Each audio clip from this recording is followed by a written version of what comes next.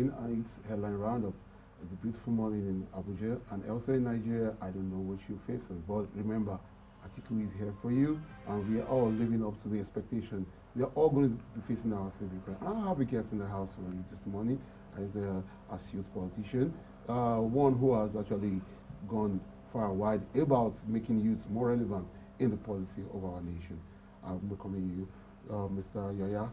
You're a comrade and a veteran in the market and a media personality. Welcome to AtikuLive. Thank you very much, even though I'm a retired comrade now. Yeah, a retired comrade can never be tired, though. Yeah, sure.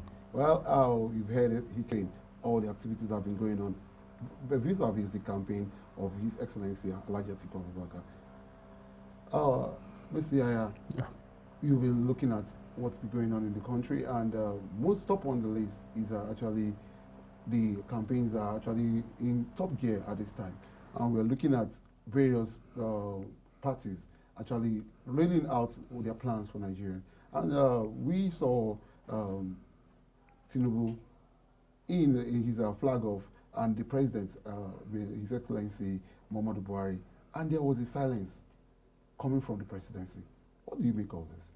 Yeah, before you call, I think the meme from the president tells a lot. But on the other side, you also have to look at that was not a flag off, but rather a manifestation of the man Tinubu himself, for which I'm very sure Buhari, because of what he thinks about his integrity and maybe his status in the society, will not be in a situation to endorse verbally the candidature of Mr. Bola Ahmed Tinubu, with the myriads of allegations, especially relating to drugs at an international level. I think Buhari is trying to avoid that kind of honorific from being attached to his name. And because it's his political party, he just went there. But it is very, very unusual for a sitting president not to say anything at a flag off of his party. I am very, very positive that Mr. Buhari has something running in his mind, and that thing must have to do with his conscience, his thinking that no, this is not the kind of man we should hand over Nigeria to. And don't forget, in time past when Buhari, as a military president, you remember that he tied under him, there were about 3 young Nigerians who dealt in drug, and they were sentenced and tied to a stack and shot dead for peddling drugs. If you also kind of relate it to what we have now at an international scale, the case of Hush Puppy, you see what is going on. You see what is going on with policeman Abakari. So if you have a similar kind of case attached to a presidential candidate of your party, if you are a sitting president who thinks himself of somebody of honor, you will have to pull back a little, because it is obvious that you are not sending the right signal to Nigerians. You are not sending the right signal to the world. You are not sending the right signal to Americans, who were the people who investigated the case as reported, and were able to confiscate large sums of money from 10 various accounts in the name of one single individual who was earning a paltry sum of $2,500 to $2,600 in a month. You know that if truly Buhari means his word, in fact, I think it was even against his conscience and belief to even be sitting in that midst. I am very sure a lot is going on in his mind. Yeah, looking from the silence of the president and actually reviewing the past campaigns of APC, they said in their former campaign, they said, if we don't perform, Nigerians will stone us. And looking at that flag off, there was a lot of stoning, a lot of booing in that campaign. What would one say? Also, as the president is actually rejecting the candidature of Tinubu, the people are also signaling with the stones and the booing. And what are you? Yeah, it's a prophecy that is being fulfilled. You see, Nigerians, what they promised Nigerians was change. And change from what? from the biggest economy in Africa to what we have today. Imagine the transition between the naira value to the dollar to what it is today, from a paltry 180 naira to about 700 naira to the dollar today. Look at inflation, look at unemployment, look at insecurity, look at youth restiveness, look at power, look at division in the country along religious, tribal, and ethnic lines. So these are issues that they have not been able to improve upon. So any serious-minded person will rightly get his stones ready for anybody that is coming to campaign on that agenda again. You're right about that. Let's look at another very worrying and encouraging for electorates anyway. It's worrying for the politicians who have intentions of actually scuttling our nascent democracy. The US have actually gone a step further to say they're actually going to sanction and they're actually going to make moves to actually go against every saboteur of democracy. And I don't know what the politicians will be thinking at this time. Yeah, the saboteurs of democracy are well known. We have known those people who have compromised democracy, especially if you look at the election of Abiola. The key players, of which one of them is a presidential candidate today, they were part of the people who betrayed MKO Abiola. You don't forget that Atiku Abubakar stepped down his ambition for Abiola in Jos. And Abiola nominated somebody, jumped over Atiku and nominated somebody. And even at that, Atiku still stood behind Abiola and ensured that Abiola was voted. Abiola won Kano against Bashir Tufa, who is from Kano. So you see, the record of democratic credentials are highly in favor of Mr. Atiku Abubakar. You saw what happened. Atiku Abubakar had to run and leave this country because of the agitation for the actualization of June 12. So some of the people who were the closest of MKO Abiola were the same people who were whining and dining with the military. They truncated that time. They also whined and dined, and today they call themselves progressives. So you don't even know where to place them. In fact, the sanction is targeted at those people. And I think the sanction should also be extended to drug peddlers, people who have been found wanting with their fingers red in the activities of cocaine, hard drugs, narcotics, and money laundering. There are papers there. Let us not shy away from the fact that we will hand over the fate of 200 million Nigerians to people who have a record of crime, international crime. It is not possible. It won't happen in Nigeria. So Nigerians have to understand that, look, this is a case of between life and death, because anybody who will be accused or found wanting in activities of drug peddling is just a merchandise of death. It's a merchant of death. Because when you give young people drugs, you are killing them. You kill their future, you kill their generation, and you are, so anybody who has such record, Nigeria cannot become like Colombia, or Nigeria become like some of these countries where people who have become superstars in gangsterism. Can we sit down in all consciousness, in all honesty, hand over Nigeria to somebody who we know that clearly has issues, a lot of issues to settle, and it's relating to drugs? It's unfortunate. Let's move away from APC at this time, because it's like APC is having it all bad.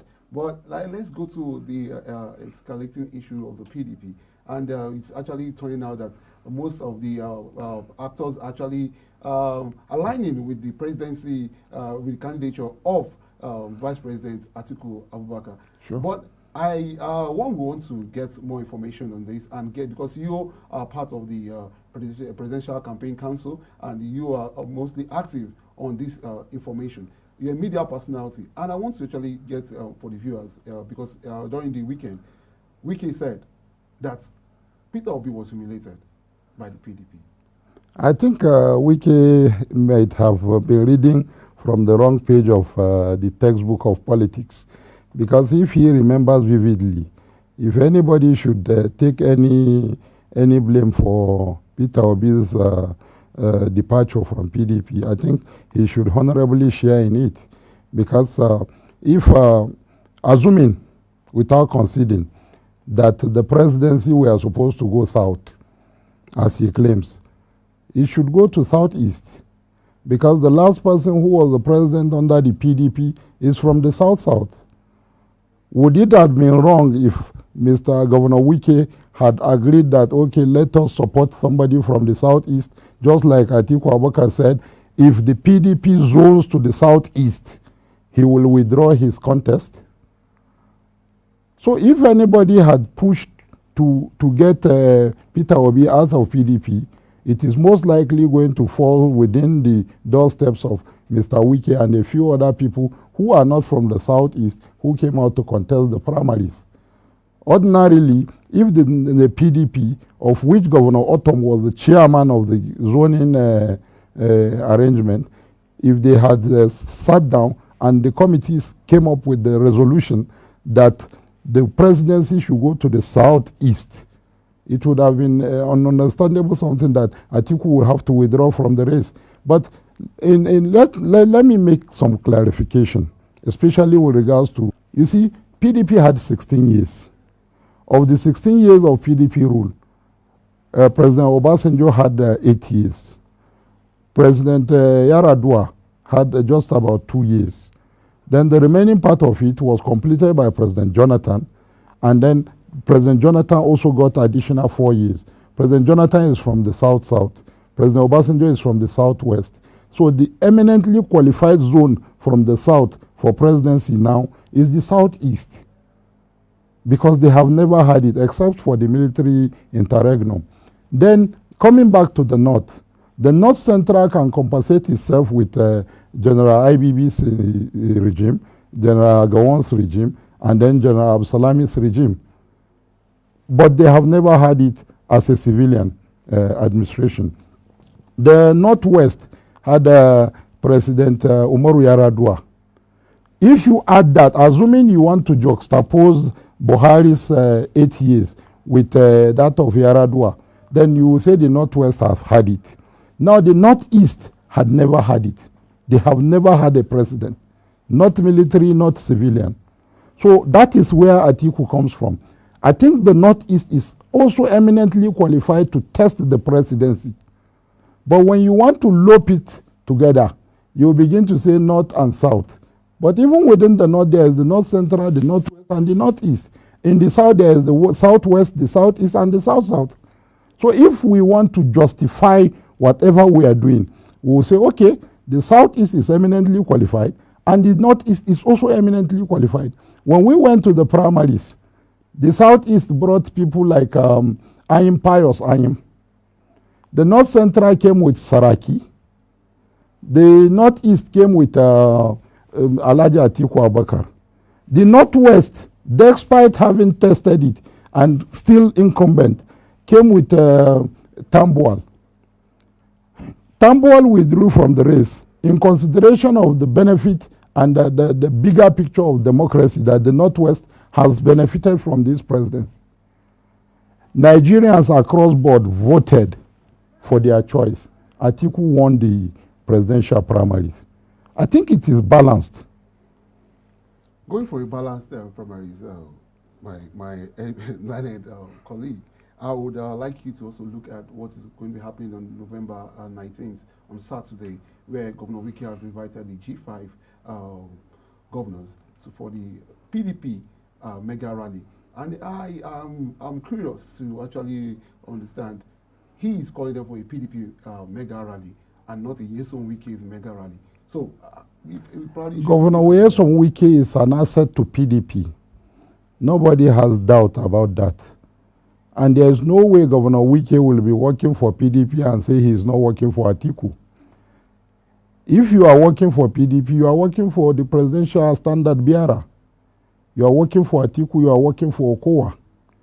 And that's why I used it mildly. I said Governor Wike might be reading from the wrong page of the political history. President Jonathan, who is the leader from the South-South and a statesman, has endorsed the Atiku candidature. I don't think anybody can be more honorable or more patriotic than President Jonathan today in Nigeria.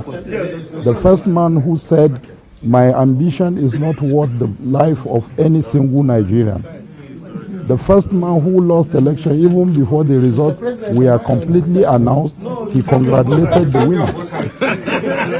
So you see, if President Jonathan, with the foresight, with the knowledge, with the experience, with the mien, with the composure, with his what he has seen about the world and Nigeria, has endorsed the Atiku candidature, who else will stand up from the south and say, no, it must not be so-so person, it must be so-so person.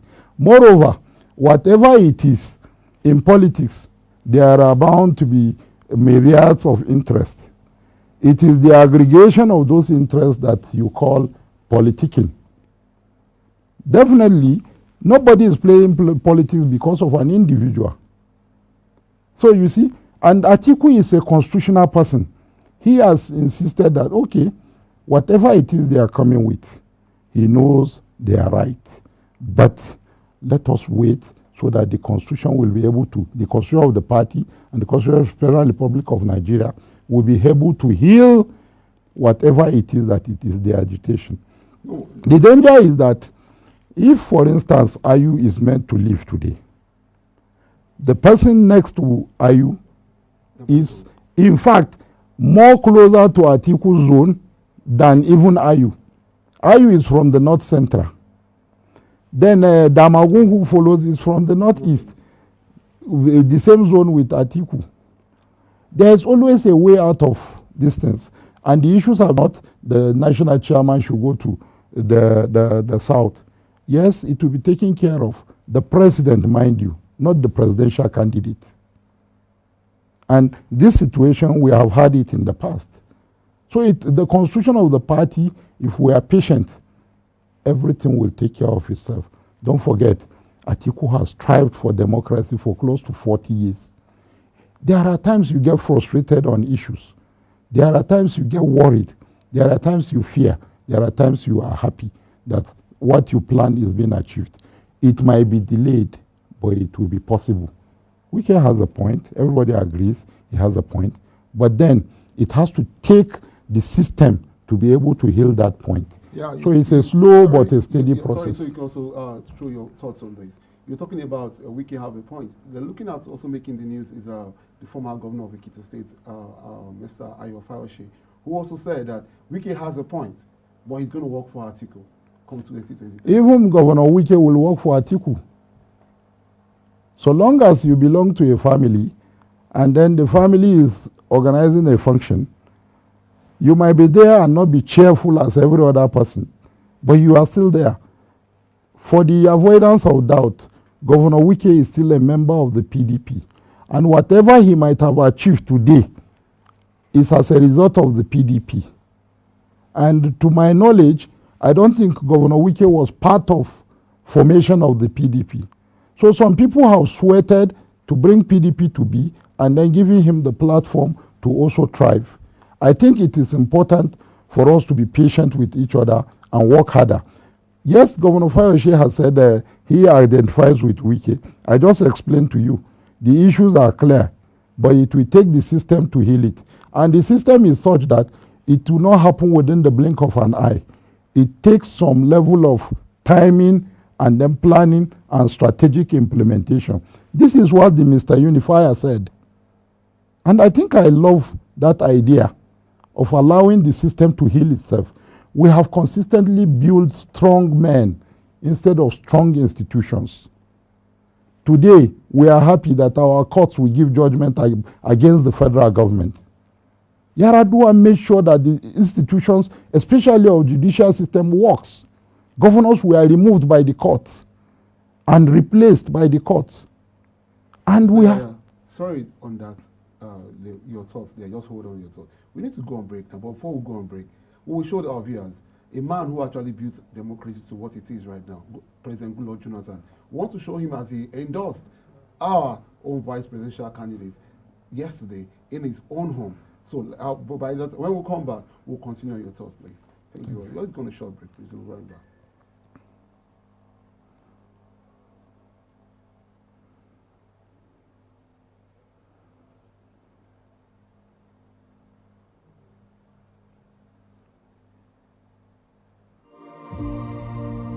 This story did not begin in the wealthiest of wombs, or streams flowing with liquid gold and silver spoons dipped into stews garnished with privilege.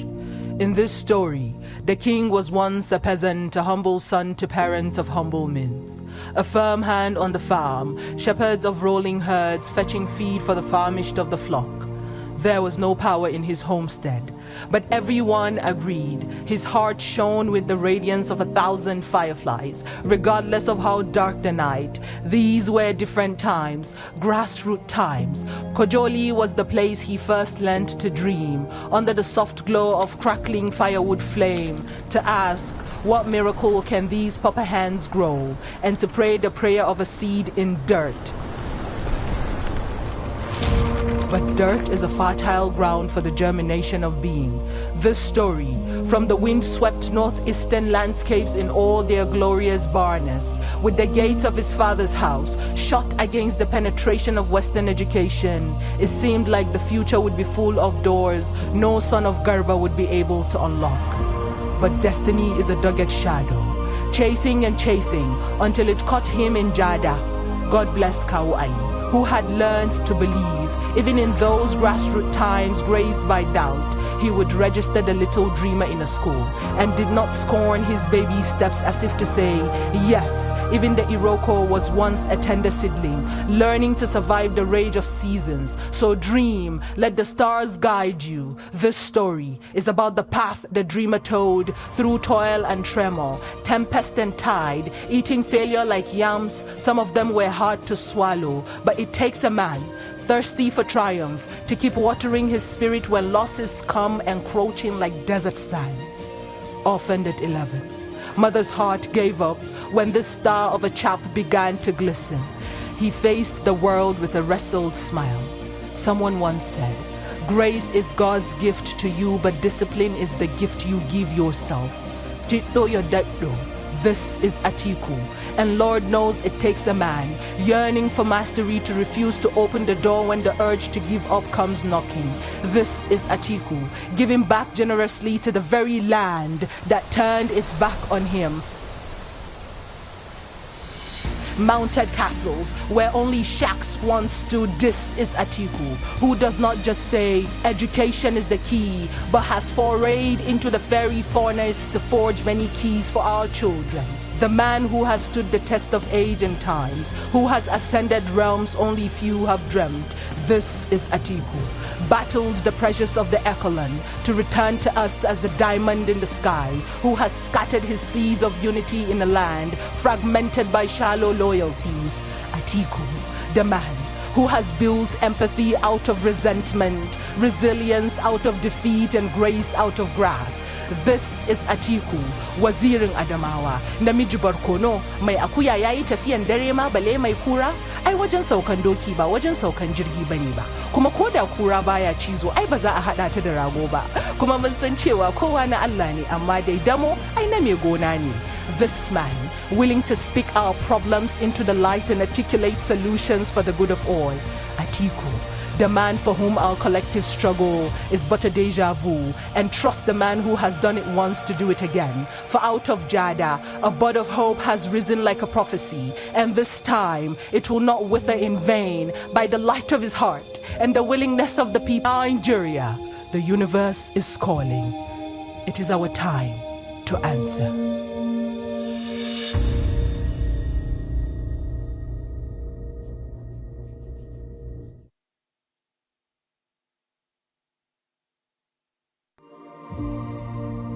This story...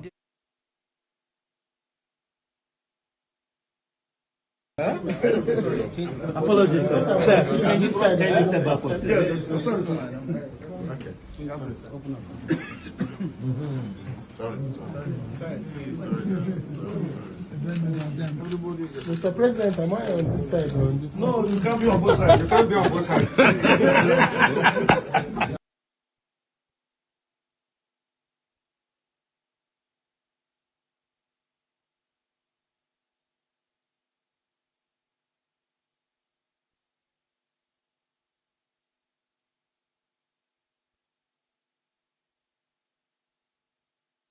And he said, my own ambition will not take the blood of Nigerians.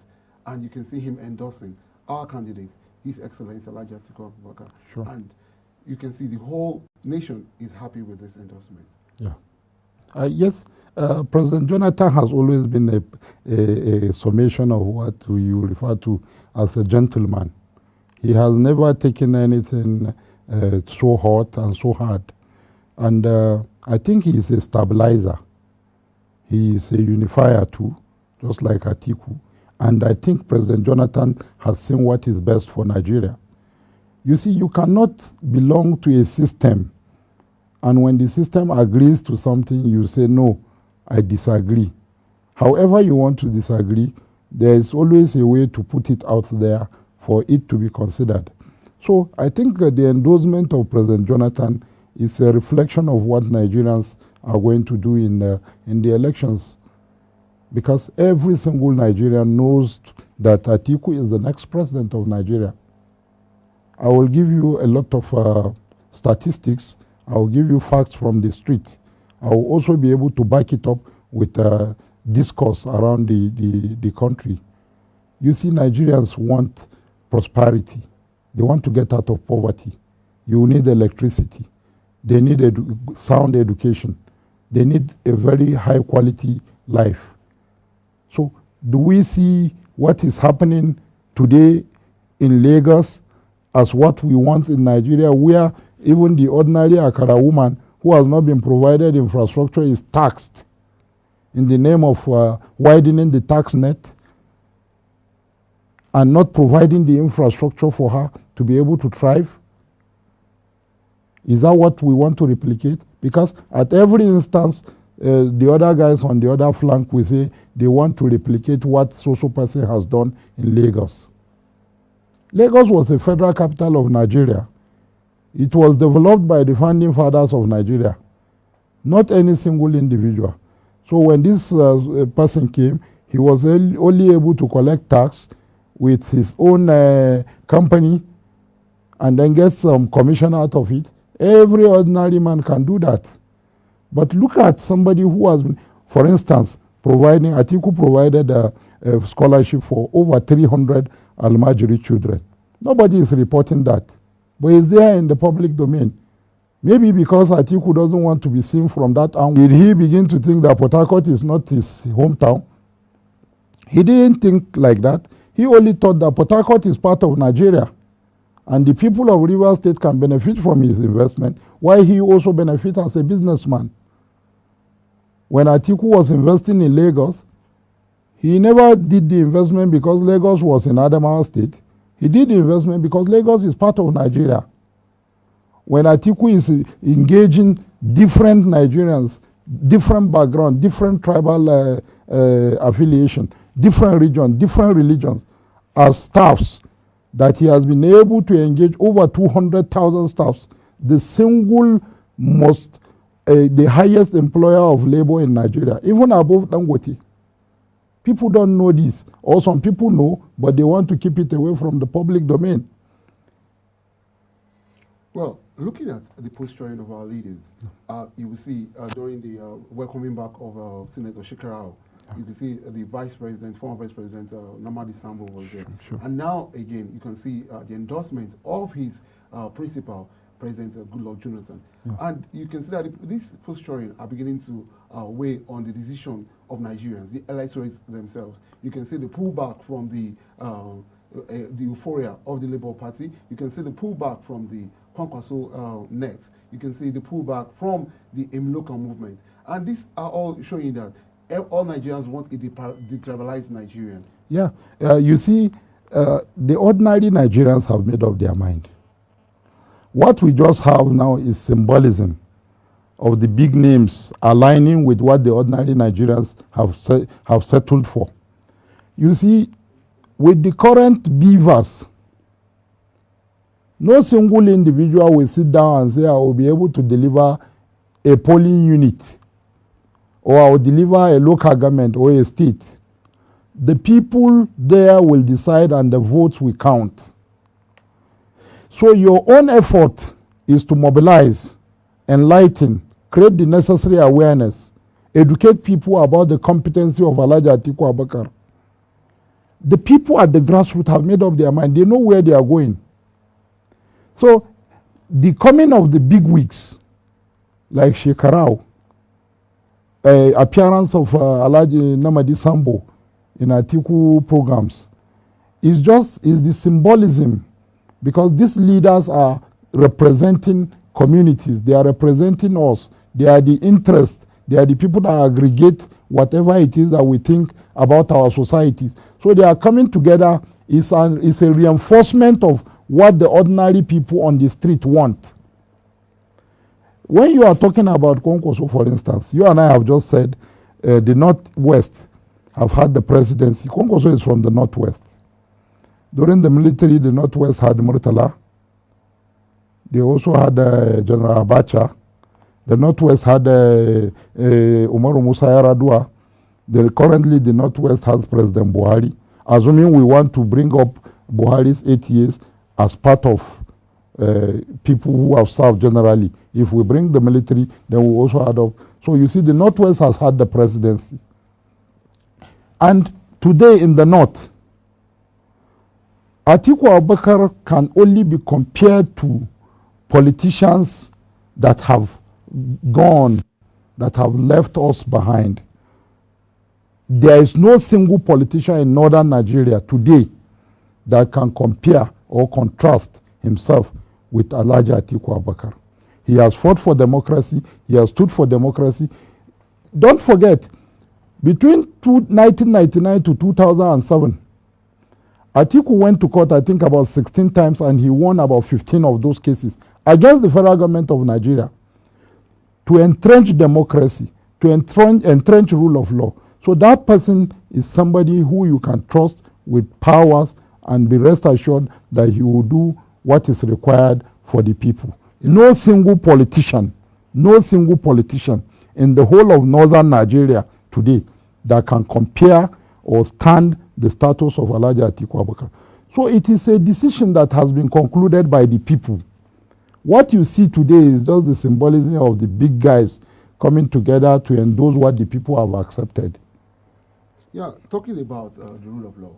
Yeah. I will be talking to you about a very, very major case that's actually a landmark case that's been won by the PDP in Niger State. Yeah. And you are the Director of Communications, PDP Campaign Council in Niger State, and also a member of the Presidential Campaign Council as regards the strategic communication team. What does this win of the governorship candidate of PDP in the Niger State? The Niger State gubernatorial candidate, Alhaji Saliman Kantigi, is a very popular candidate. Everybody knows that. The internal wrangling we had with litigation from one of our brothers was just to strengthen the democratic process. I think by what the court did yesterday, it is very clear that Alhaji Saliman Kantigi is the next governor of Niger State. So, and I will invite all our brothers to be on the same page. Let it not be that somebody is somewhere thinking of another thing while the PDP is somewhere doing another thing. We are on the same page at any rate, because just like what we have been saying, we are all members of the PDP, and this person feels that, no, let me test the law. And he went, and the law is tested, and it has given a result. So I think everybody will accept the result, and then we'll move on and work together. But at any rate, the PDP in Niger State is formidable, is strong. We have been receiving people, big wigs from the other party. A lot of people have indicated interest to work with us and work alongside with us to victory. So that court decision is just a minor issue out of the several issues that we have been able to settle. So we are happy. In fact, what I was expecting that the court case would have been withdrawn. It wouldn't get to the stage of a judgment. But that the judgment has come, I think it has settled a lot of issues. And I will invite everybody to come on board and let's move together. Exactly. Before we leave on site today, I would like to get this for the viewers. From your standpoint, where do you see PDP? Where do you see Atiku Abubakar come 2023 February? If you say I should fast forward to 2023, I will say President Atiku Abubakar, GCFR, inshallah. Wow. So you already are gearing up for the inauguration? Yeah, I've made my Ashobi ready. My Ashobi is ready. We are prepared for inauguration. Let me tell you, Atiku, initially the computation was that Atiku will win by about 4.5 million votes. The gap has just increased. Atiku is taking home the winning with about 8.5 million votes as I speak with you. You see, there is no candidate on the other side. There is no candidate. When I say there is no candidate on the other side, I mean what I am saying. And in days to come, you will see what will play out. Because you don't have a candidate who is, how do you tie a train to your body and you say you want to run? Do you know what it means to be engaged in what is narcotics? Do you know what it means to be caught in the US with this kind of baggage? And you also have terrorist sympathizers also as running mates to some other candidates also. And one would wonder, would this actually shape and determine the election come February 2023? It look like a ticket that will unify Nigerians. You are the politician, you tell me. Yeah, it is not. That is why some people had to go and rent pastors to give it a semblance of balance. You cannot put something on nothing and expect it to stand. It will not stand. Already the ticket is so perforated, the ticket is so broken, the ticket is un-Nigerian, the ticket is on northern, is on southern, the ticket is not for the masses of Nigeria. Atiku has brought everybody on board. You can see from the campaign structure, from his running mate, a fine gentleman, a medical doctor, Dr. Ifeanyi Okowa, who I think I will have to now give him another name, Ifeanyi Okowa.